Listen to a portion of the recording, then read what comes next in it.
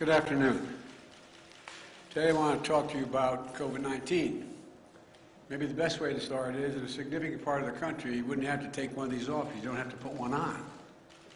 Like in my home state of Delaware, where I live in Newcastle County, where I was yesterday in Pennsylvania, because people got vaccinated. They got vaccinated. They don't need a mask when the vast majority of people got vaccinated. Look, I want to talk about what's really happening, what it means, what it doesn't mean, and what we need to do this week and the months ahead. For the moment I was elected, I said I'd always give it to you straight from the shoulder. And we need some straight talk right now. Because there's a lot of fear and misinformation in the country. And we need to cut through it with facts, with science, with the truth. So, what's really happening today? After months and months of cases going down, we're seeing a spike in COVID cases. They're going up. Why? Because of this new form, this new variant called the Delta variant. This is a much different variant than the one we dealt with previously. It's highly transmissible, and it's causing a new wave of cases in those who are not vaccinated. Our experts tell me that cases will go up further before they start to come back down. But while cases are on the rise, we're not likely to see, according to experts, a comparable rise in hospitalizations or deaths in most areas of the country. So you have to ask yourself, why is that? Because 164 million Americans are fully vaccinated, including 80% of the most vulnerable, our seniors. So there's a challenge, as you knew there could be. But there's also good news.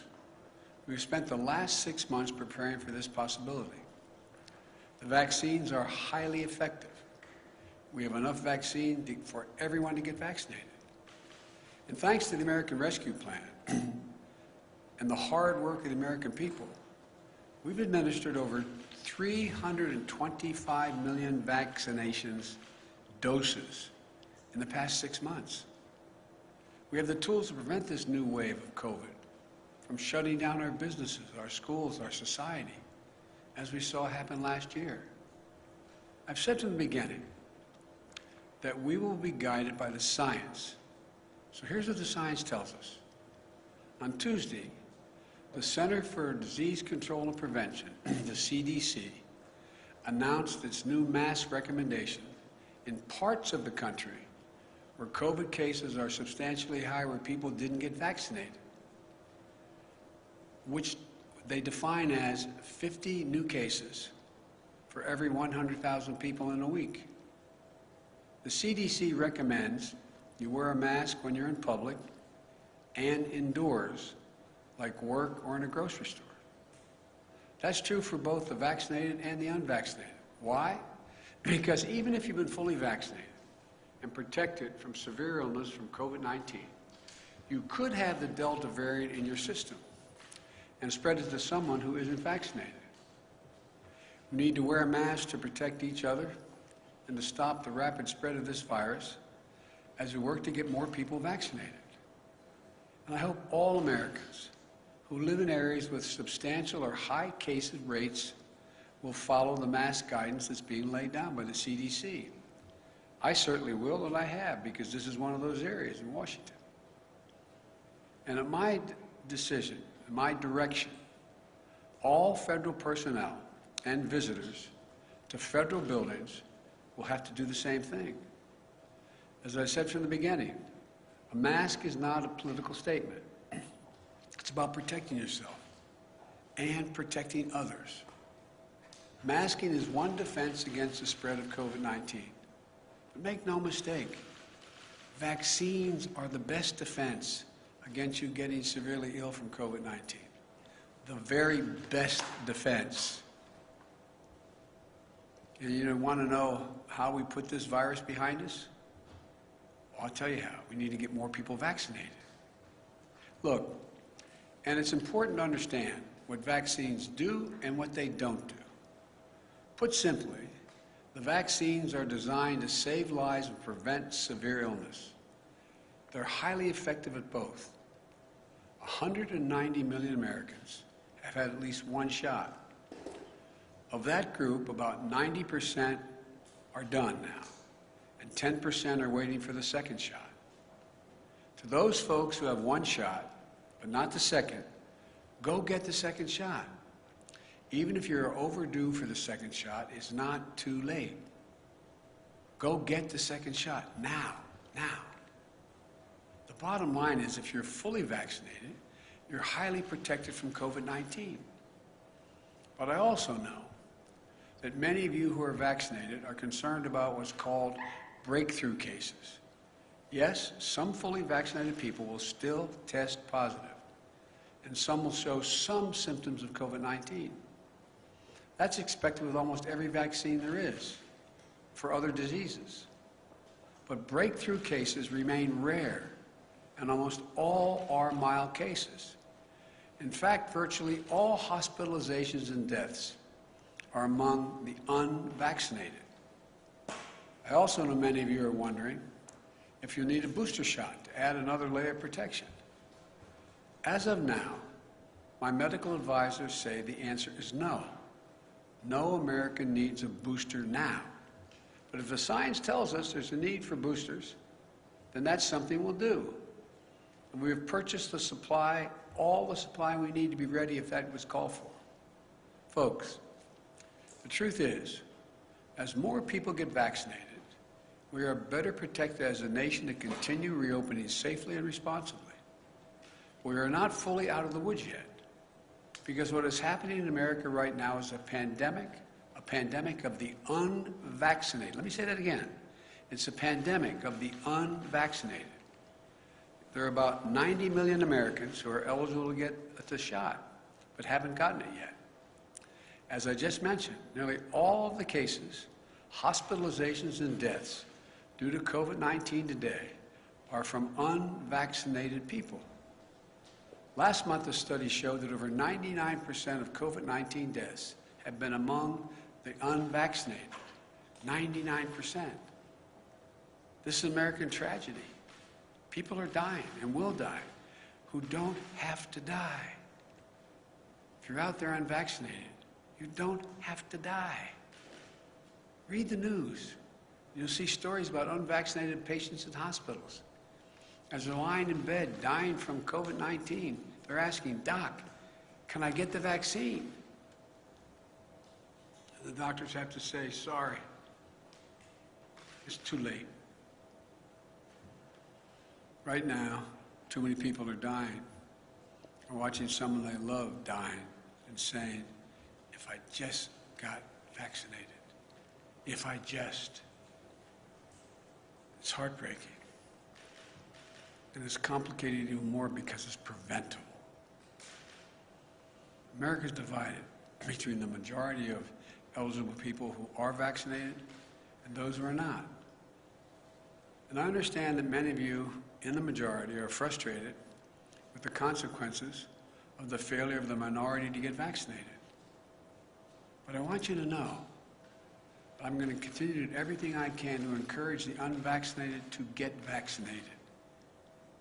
That includes addressing hesitancy and misinformation head-on.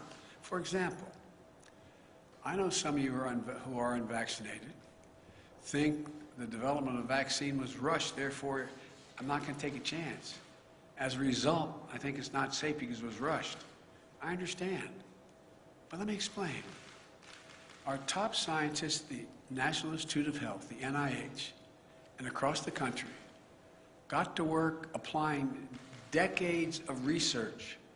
Decades of research. I'm going to repeat that. Decades that had already been done, the research, to develop the COVID-19 vaccine when it hit. In the last 6 months, more than 325 million doses of the vaccine have been administered in the United States, and billions of doses administered around the world. The vaccine was developed and authorized under a Republican administration, and it's been distributed and administered under a Democratic administration.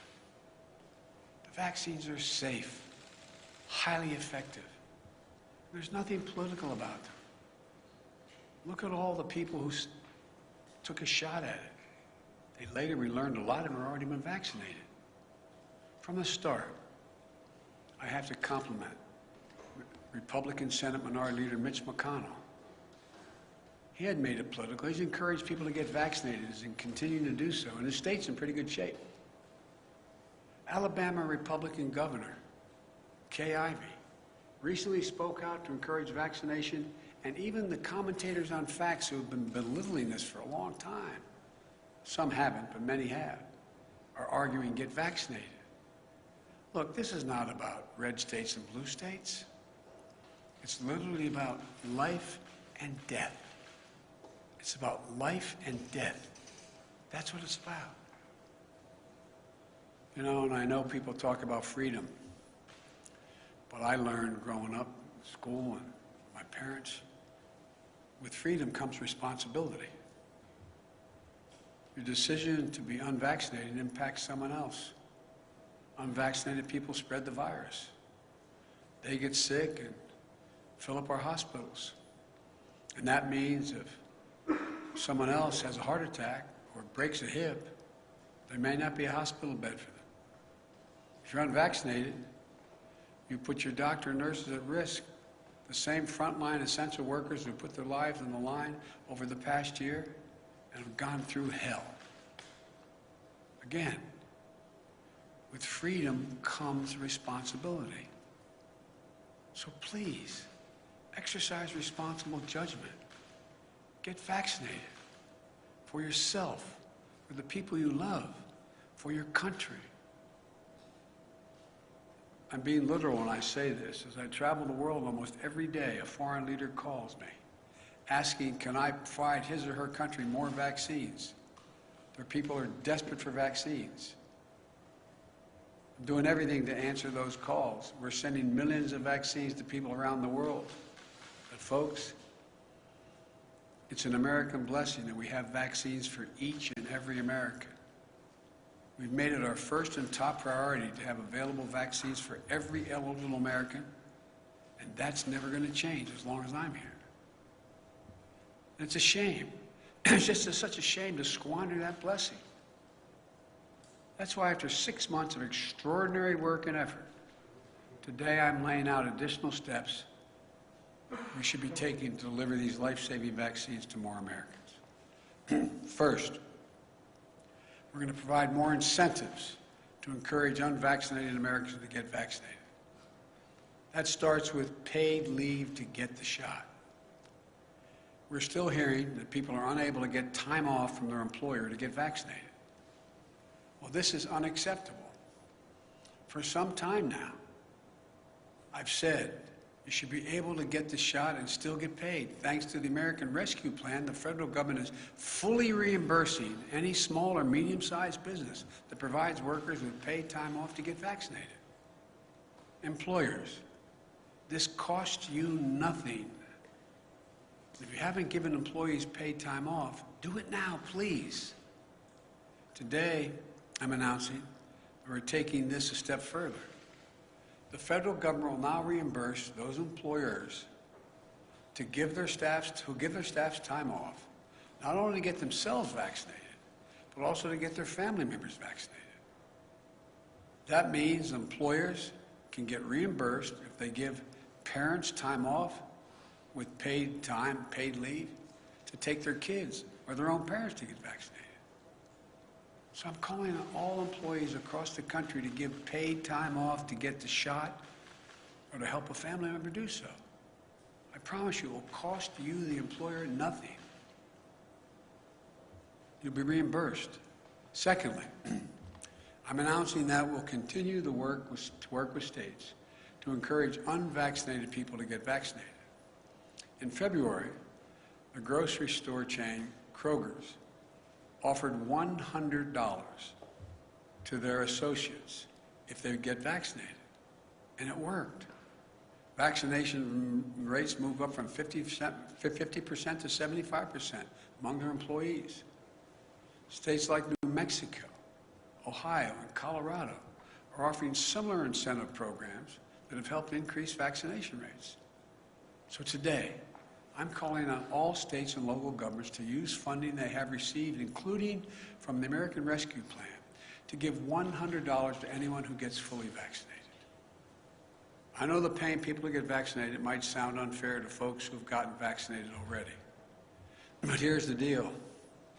If incentives help us beat this virus, I believe we should use them. We all benefit if we can get more people vaccinated. But in addition to providing incentives to encourage vaccination, it's time to impose requirements on key groups to make sure they're vaccinated. Excuse me. Just this week, we took an important step to protect our veterans.